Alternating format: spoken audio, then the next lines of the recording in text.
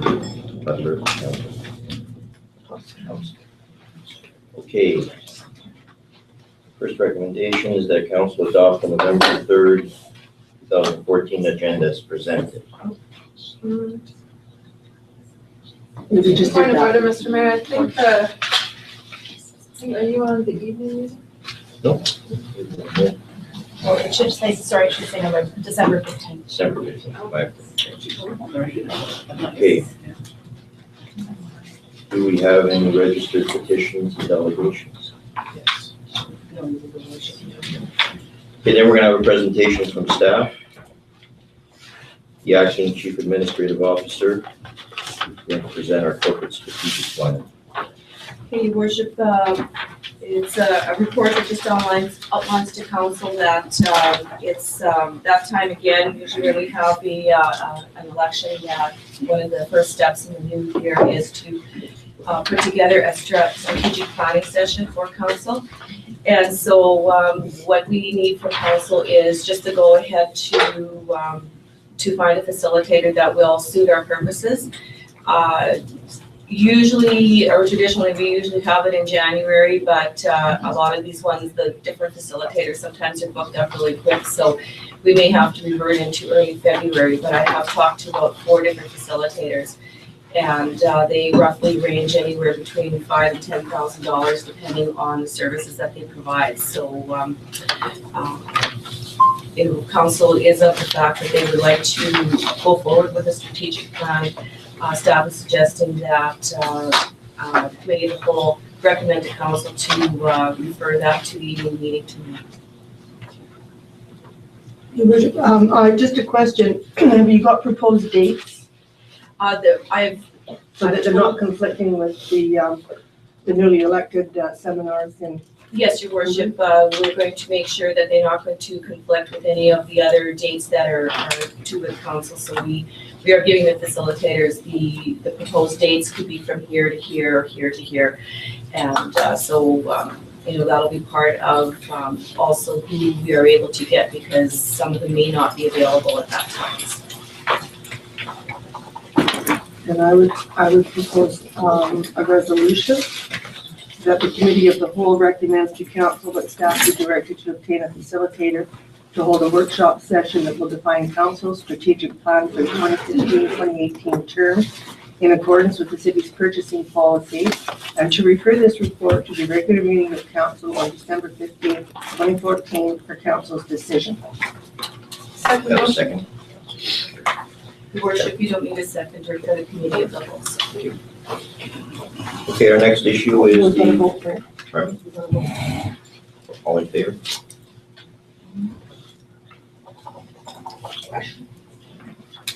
Question? No? Go ahead. Thank you, Mr. Mayor and Council. I have a question regarding this. Is this council considering involving the community in the process? And if so, would that be a criteria in the person they choose to facilitate the planning for these years? So are they going to include a bit of community engagement in setting priorities? I see why not. I don't see any reason why we wouldn't. Could be discussed amongst council, but I'm pretty sure we will be able to do that. Your Worship, just to advise that some of the facilitators do a pre-survey, and that they will pre-survey to staff and council on the vision before they even start the strategic planning. Mm-hmm. We could check with those facilitators to see if they could provide a survey that members of the community could complete online, that we could compile as a part of that process. Your Worship, just further to that, well, I appreciate that the community wants to become involved in the process, and I appreciate that. This is council's strategic plan, and we were elected to go forward with decision-making on behalf of the community. And I would suggest perhaps, rather than inviting any number of people to come into the strategic planning process, if there are issues that they would like to see addressed, perhaps they could do so.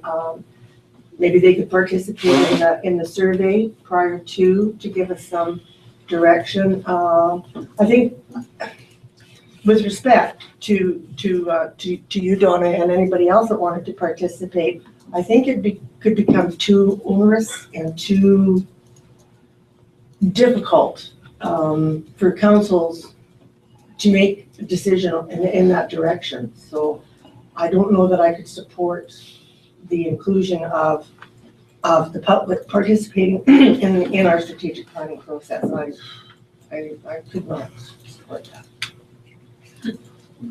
I had seen, I know Goldie Russell, who was elected for Area D, is aware of different levels of community engagement and different types. So this is something that the council could research a bit further and see what type of engagement might support you the most in this plan. Yeah, and that's what I was trying to say, Donna, with respect, is that perhaps in a survey form, rather than actually participating in the planning process when we meet as a council to do that. Yeah, there is actually quite a few different choices you have. I would recommend, because I have seen Rolly publish this online, there are resources available. And you know, how Rolly chooses to, or Director Russell chooses to conduct his own strategic planning process is, of course, up to him and his decision. And for the city council, I would say that it's our decision how we want to engage. Absolutely. I'm not suggesting that they have any plans. I'm just saying he presented something. He has resources, and there are resources available online for different types of engagement. And thank you for that. Councilor Butler. I would just like to see the public involved in the preliminary stages, like you said, to get input through letters or through a survey, and then give all that information to council to make their decision. I think it is important that we do have public input at the beginning stages for sure. If I may rephrase my statement, I did not mean total involvement. Once council has made a form of decision, then we could get the public involved to a degree where they could put suggestions in, but not immediately involved in the decision making, if I may state that. Yeah, that's a good point of clarification. Thank you. Okay. Do we have any other questions? Moving on. Oh. At a previous council meeting, Mayor Taylor, former Mayor Taylor, said that he was elected to make these decisions. That's not an exact quote, but pretty close. And that was like to do with the water meters, for example. They were elected to make these decisions on our behalf. Well, you know, how do we get involved in what happens in our city? I'm sorry, but you weren't elected to decide on our behalf. You're elected to represent us, if I'm not mistaken. So I'd like to see some form of representation in place. Thank you. Thank you. Are there any other questions? Okay, moving on to our next presentation from the Chief Financial Officer. We have a bylaw 2007, the City of Grand Forks 2015 Revenue Anticipation Board bylaw. Thank you, Your Worship. Good morning, Your Worship, members of council. Bylaw 2007 covers the overdraft that the city has with the Grand Forks Credit Union, and that's part of our contract with them. We barely ever use our overdraft. We haven't used it since I got here, but it does cover from January to June, which is traditionally the low cash flow months until property taxes come in at the end of June. So it just covers the pocket. Even if we just have the possibility of using our overdraft, we have to have this bylaw in place. So this is, we'll be doing this bylaw every year in January to cover our overdraft. Councilor. I'll move the receipt and the bylaw. Are we doing all three at once? This is just introduction. Oh, okay, yeah, oh, yeah, sorry, wrong meeting.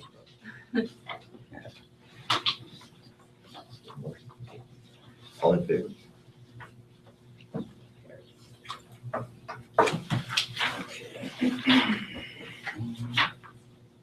Our next presentation is the monthly highlight reports from department managers. Staff request for council to receive the monthly activity report from the department managers.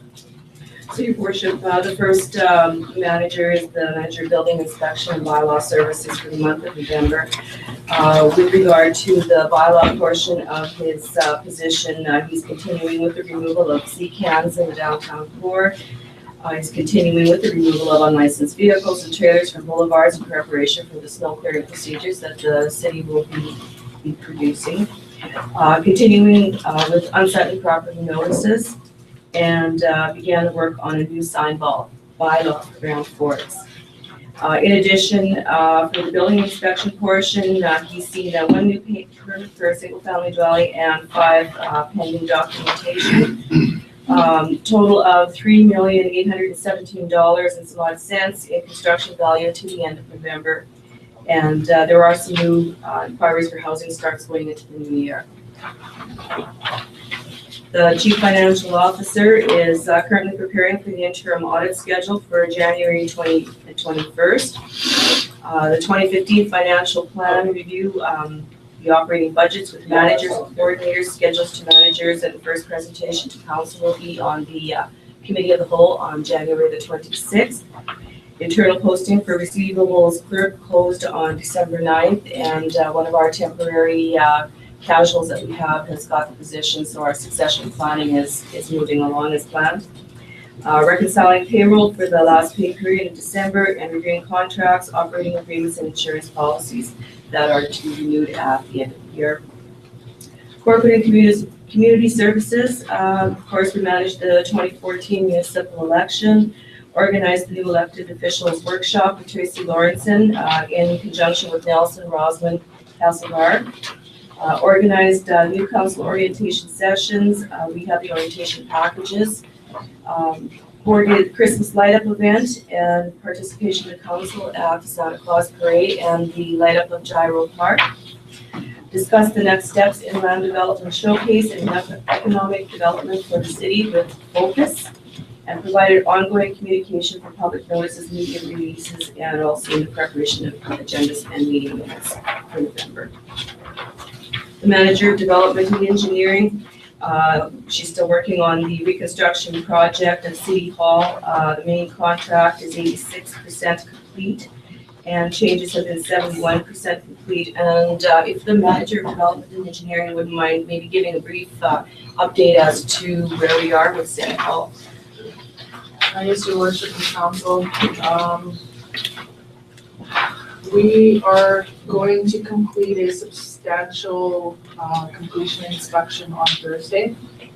Of course, City Hall is closed next week, so everybody or anybody that's going on holidays needs to have their boxes packaged up and ready to move by the end of this week. Our new furniture is going to be delivered on the 29th, 30th, and 31st, and it'll be being installed. January 1st, Daniel will be moving our computers. So January 1st, January 2nd, and possibly January 3rd. We will be having a mover that will be coming on January 2nd to move everything from here over to City Hall. And then on the 5th, everybody from here will go directly to City Hall to start work on the 5th. 5th Street will stay open till the end of the first week of January, until Daniel can get all the bugs worked out with the computers, make sure everything is set up. We'll move Nina first, and then once she's there, we can move everybody else. The contractor will be installing the second floor doors during the week that we're closed. The elevator should be getting completed the week that we're closed, as well as the lighting fixtures will be installed. And the main floor will be cleaned on the 20th, which is a Saturday. And then our window shades arrive on the 22nd and the 23rd.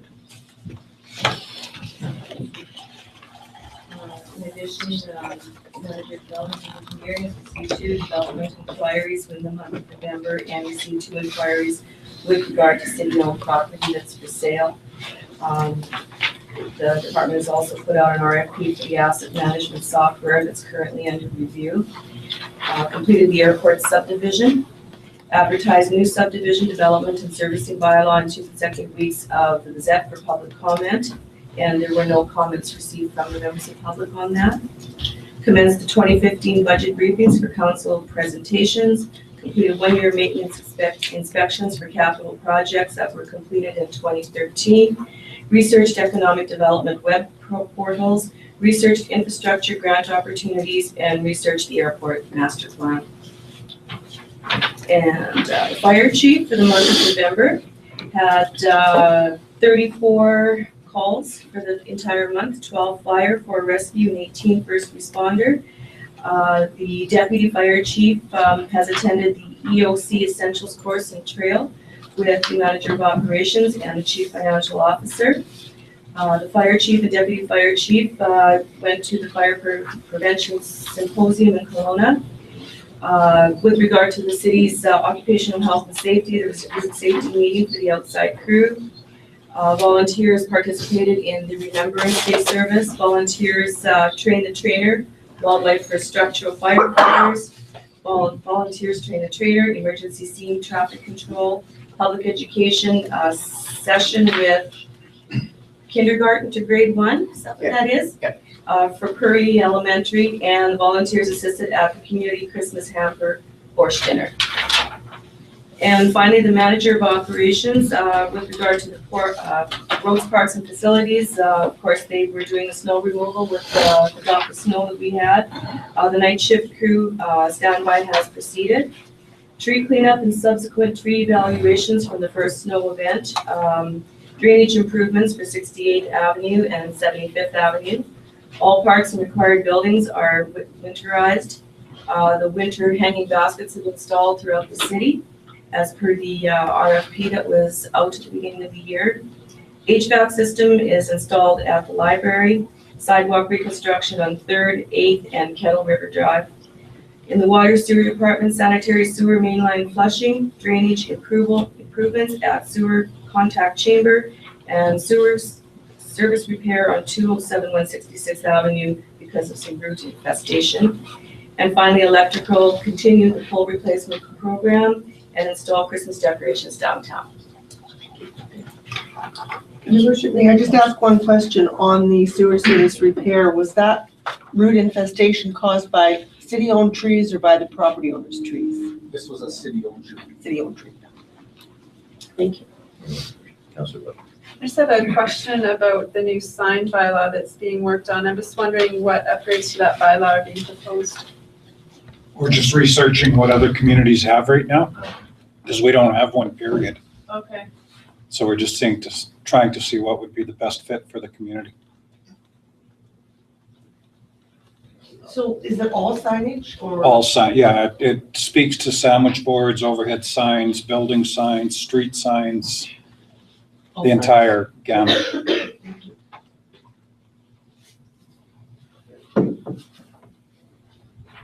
I'm just wondering if that's something that can somehow go out to the public, because I know farmers and certain people have concerns. They like to put their sandwich boards out on the street, and I know in other communities that's been outlawed and it's been kind of a controversy. So I'm wondering if there's any opportunity for public input on that before we go ahead and create a bylaw.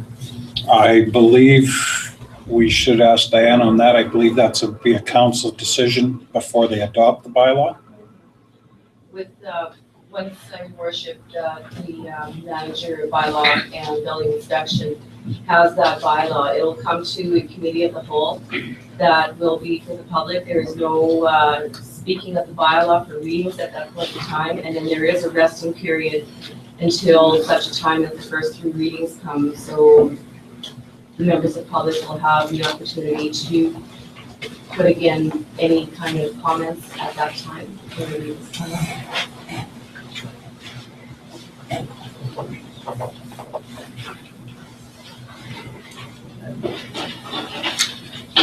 I'll leave that to the report to receive. Point of order, Mr. Mayor, we voted on that. All in favor?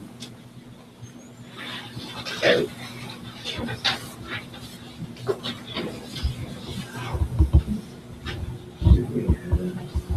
You don't remember that, Your Worship. Now it's question period. Does anybody in the audience have any questions for the gallery? This is in relation to the 7 PM meeting we will have tonight regarding the new, or the revision of the electrical bylaw. So as I understand it right now, there's only one type of electrical meter that's available to residents, and it's an RF emitting one, although there's different versions of it. And just 3 years ago, in 2011, the World Health Organization classified RF emissions, include many different kinds. So they said that they're a possible carcinogen. My understanding is that we have Safety Code 6, which offers guidelines in Canada as to what we follow as far as the level of emissions. And if you research Safety Code 6, the way that they measure the level that a human being can be exposed to is they have a plastic head, and in the middle of the head they put some liquid, and then they put the RF emitting, the radiation emitting device near there, and they measure the temperature in the middle, okay? And that's how they determine the levels that we can be exposed to. In my understanding about cancer is that it's not limited to just heating. There's different things that can trigger cancer. So I personally have concerns about this type of measurement or determination of the level that's appropriate. From reading the community charter, my understanding is that as a council, you will have the opportunity to decide which standards you choose to follow regarding radiation exposure and the levels. There is an option to follow other international standards. And there are other countries, I've read that Russia, China, Italy, and Switzerland have a standard that has a lower level of how much they will allow in terms of their exposure. So that's something to consider. I wanted to also mention that I've spoken with a number of residents who have had reactions. It sounds like 2 different devices that emit RF, even though they fit in with Safety Code 6. With the climate, in terms of the community, they feel nervous to publicly say in front of everyone what their experiences are, but I believe there's reason for concern. So anyways, I wanted to just let you know about these things. I've done some research into RF issues. I'd like to let you know that I'm available for any questions that you have regarding that. But based on my understanding, it's not disputable that the World Health Organization has classified it a 2B possible carcinogen. So here's a little card that I made. So as council, you have choices. So you could choose to continue to say that all residents have a 2B possible carcinogen emitting electrical meter in their homes, or you could give them an option of no RF emissions, okay?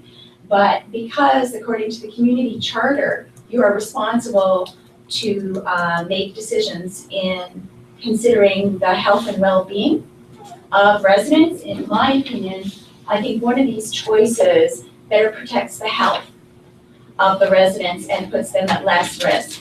And if you give them a choice, there's another situation where if they have a choice, you also decrease their chance of being sued and having the city liable and or council members is another thing. I've read that there is a class action suit being prepared against BC Hydro regarding their RF emitting meters. and it's on a similar issue. They are saying that, that even though they have opt-out, the opt-out says they have to pay extra. So they're putting citizens in a situation where they could have an RF emitting meter or one that doesn't, but they have to pay. So the consequence of that is some people can't afford the option to pay the opt-out. So then you've got a situation where it's only those who can afford the healthier option. And as long as people are cornered, I say it increases the chance of liability and suing.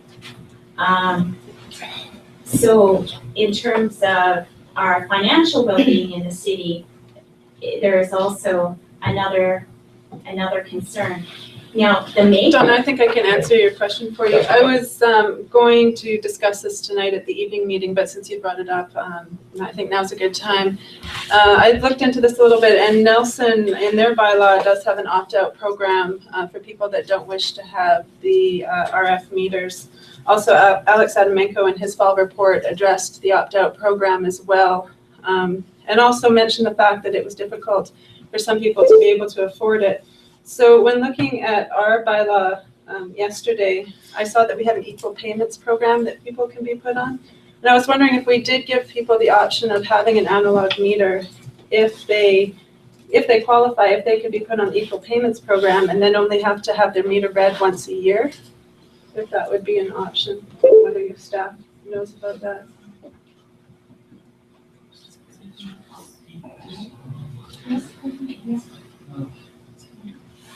That's an interesting point. I think perhaps one, is Alex going to be with us tonight? Yes, Your Worship, Alex Love, our electrical consultant, will be available at the meeting tonight to speak to the electrical bylaw. Just a question, I guess, or a comment with respect to your comment, Donna, with respect to people feeling the effects of the RF in our city. Has that been proven, medically proven? Okay.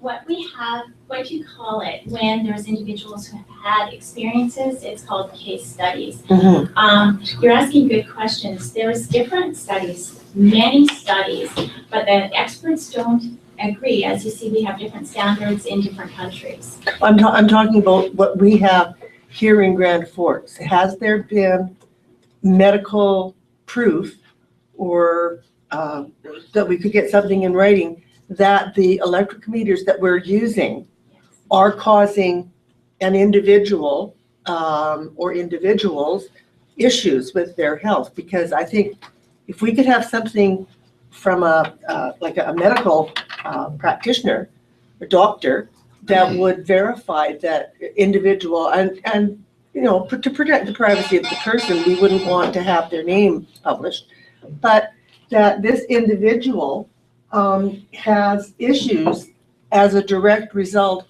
of either our electrical meter or the water meters that are installed. I think that studies done in other countries and other areas, while the information is useful and interesting, I would rather see something that was specific to what Grand Forks is doing. There's different kinds of reactions. There are some people who have reactions to RF quicker than others, okay? I've spoken with some people who get headaches. There are some people who have experienced nausea. There's one resident I spoke to and another resident who knows someone who actually had MS symptoms until they increased the distance between them and the RF emitting device. Is that locally? Yes, two. I was wondering actually whether they would be brave enough to maybe talk with you in camera or something. I was just wondering what the possibilities are. But this all fits within Safety Code 6. Now, the meters, electrical meters, are a little bit different. Like each device, you know, emits differently. Our meters emit every few seconds. The concern with the meters is long-term, low-level exposure to the meters. I'm guessing we've had the meters here in Grand for about 10 years, right? And about 3 years ago, we found out about the 2B classification, right? Now, I actually know a person who's had cancer on their face who sleeps on the other side of a wall, like by a wall, and there's a meter on the other side. Some people have it next to their bedrooms. If you go to the ITRON website, you will see in their question and answers, they say there's 3 things that affect the radiation exposure to a human. One is the power output. The second one is the length of exposure. The third one is distance. So the closer you are, the stronger your exposure. Now, I don't know how many years this person has sleeping there. I wonder personally how many people have a meter by their bed. That's concerning to me, and ITRON acknowledges this, and they say that they assume that people are not that close to the meters. Well, I guess my big, I'm sorry. Ms. Seminoff, if I may interject here, with all due respect, is this just personal interpretation on these individuals, or is it actually documented factual proof? If either of these people that wish to come forward, why cannot they funnel their concerns through their physicians, and their privacy and confidentiality will be kept in track? Okay, so you are recommending that if someone has health concerns, that you would like them to write a letter that, and they can request it to be confidential? Well, they can funnel it through their physician, which will then actually authenticate their concerns. And if it's brought to council, we will address it and look at it. Okay. But the other is more or less hearsay, because there's no documented proof that this individual, because they've been sleeping near a meter, really relates these concerns. Well, right now, one of the residents who had the more serious reaction, I know they were concerned about water meters, and they didn't think that they could afford an option. So residents don't know what to do, but I know that there are residents who are concerned. So, and also, like with this bylaw, there is no option. If you pass this to 3rd reading of this electrical bylaw, there is nothing in there that affords residents any option other than a radiation emitting one. But so it would be good to figure out how you want to address this. ITRON says they're still following studies. My understanding is there's limited material about the effects on children. Okay, so, and this isn't that old. If you think about it, it's 3 years. This is something that's still being looked into. So I wanted to bring it to your attention, and please consider this in terms of before you adopt that bylaw tonight. And also, if you did adopt it and you wanted to make a change, how soon could you make a change? Or maybe it would be better to consider these issues first and think about what you can offer these people who are concerned. Absolutely noted. Councilor Ross. Yeah, well, there is I'm sure we can get some advice from staff, but certainly there might be an opportunity for us to amend the bylaw to offer options, such as what Councillor Butler has suggested. I like the idea of options. I like the idea of having, there were options for the water meter and people didn't choose other options. So let's just be clear about the options, and potentially there is an option for us as council to amend the bylaw, and then it might have to go, once it's an amended bylaw, I have a suspicion that it might have to go back to 1st reading, because then we'll have to start over with a new amended bylaw. Absolutely, because it's So, not but the written in staff stone. will, then, Your worship, because it's sitting at 3rd reading, council has the option to amend the bylaw where it stays at 2nd reading, and we can amend that bylaw without going back to 1st reading. But we can delay it or postpone it.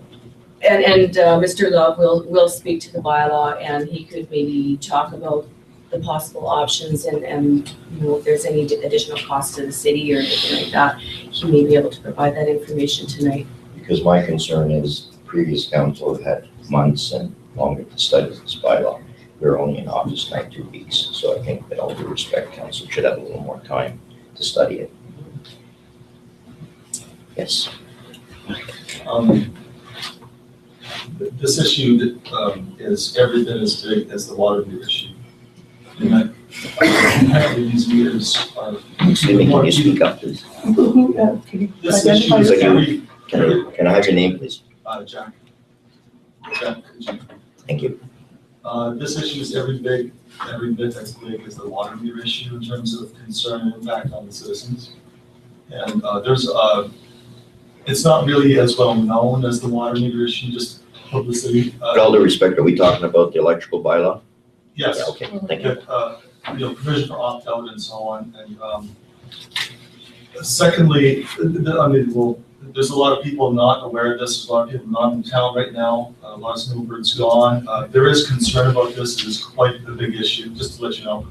Secondly, there is a lot of scientific evidence regarding this. If you attended there was a presentation regarding RF and its effects on individuals at the church and behind the overlady in the summertime. And there's a lot of scientific evidence backing this up. And if there wasn't, there would not be a class action suit against Fortis. They could not have a leg to stand on. So just to let you know, it's not a small thing that, will just go away. It's quite a big issue. And we have to live with it. We all have to live with it. We're all affected by it. So I just wanted to see if you guys would give this some further consideration before, setting something firm in place. Thank you, Gregor. Councilor Crocker. Oh, I was pointing over here, there's a question. Oh, go ahead. I just wanted to, from a taxpayer as well, I understand the concerns that Donna and Mr. Kucha have and people have about RF, but just a few little points. She uses the word, it emits radiation. It does not emit radiation. Radiation, it radiates a signal. It does not emit radiation. When you say it emits radiation, people think, oh, nuclear. It's not. That's fear. Two, yeah, you can choose to go by whatever standard is out there, apparently. I believe that she's correct there. But, and then she talks about the possibility of you being possibly sued because you didn't go with a standard that would be reflecting what really is the existence, if that's true, that it actually causes cancer. The thing is that you're serving coffee here. It's a potential carcinogen, the same as electromagnetic radiation is a potential carcinogen, which means that we don't know. It might be, but we don't know. But are you going to be sued for serving coffee later on? Are you going to be sued for allowing coffee to be served in your city? If you go and you pick a standard, Switzerland, Sweden, whatever, to follow rather than the Canadian health code, well, number one, how much work are you going to do researching all these different standards? Because if you just willy-nilly pick one, sooner or later somebody's going to say, well, you didn't do enough work. There's no due diligence there. So if you go with some other country's or nation's standard, and somebody decides that they don't like that, are you opening yourself up to further down the road litigation and aggravation from the community? And I would just point out that you say that there's a lot, Mr. Kuchin says that there's a lot of evidence. There is really not all that much evidence. There's an awful lot of people talking. There's an awful lot of fear being pushed out there. But if there was real evidence, you don't need evidence to bring a lawsuit. You just need to bring a lawsuit. You just need lawyers. If there was real evidence out there, don't you think that WHO would actually have it, not a potential possible carcinogen, but a real carcinogen? Don't you think the Canadian government, who protects our health, would be advising against it? I'm just pointing out that if you follow her advice, it's going to be a lot of work. You won't be making up your mind right away if you do due diligence. And a lot of people in the community, like myself, who actually follow real science will be scratching their heads and wondering, what's next? No cell phone towers like some communities want to have? That's all. Councilor Butler. I appreciate your statements, Les. With regards to the coffee, I have a choice whether or not I'm going to go drink that coffee. I think what the citizens are asking for is that they be given a choice whether or not that they're allowed to have these meters on their house, and whether or not you believe it's true science or not. Giving the public freedom of choice, I think, is always in their best interest. And as far as health concerns, as long as it doesn't cost the city a huge amount of money, I think erring on the side of caution would always be prudent for a council to do. I would just point out that I'm not objecting to choice. That's not what. Councillor Thompson.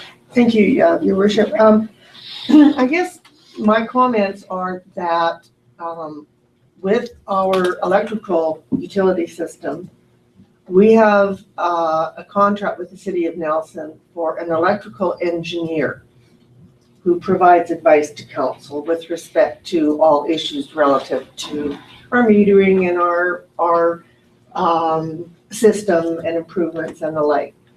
The same with the water meter issue. That advice is coming from qualified engineers who are in a position to advise council or councils on recommended practices. And, I don't mean any disrespect to anybody in the gallery there's certainly a variety of opinions on the issues. But if as a council, we can't depend and endorse and support the recommendations from people who are educated in certain fields and well qualified to be giving advice, as a layperson, I certainly am not in a position to question them. I hear what's being said.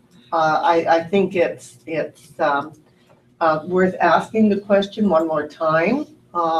I have heard Mr. Love comment previously that the emissions, particularly on I can't remember if it was electrical or water, but water, it must have been electrical coming from him, that the emissions were not that significant. And it's not like they're emitting 24/7. It's seconds per day, minutes overall in a 24-hour period. So I think we're spending an awful lot of time, with all due respect, debating these issues over again, as the previous council did over and over again. And we're not going to have an opportunity to move forward if we don't make some decisions. Ms. Neville. Just to clarify, these radio frequencies emit non-ionizing radiation. So it's a different kind. The other one is ionizing, and we're talking about non-ionizing ones. If I may question, is this electrical or water you're speaking of now? Both. If for the R900I, for the water meter, that one also emits non-ionizing radio frequency radiation, and our electrical meters do too. And they also have in common that they're also working within the same frequency band, if you research. So they do have some things in common.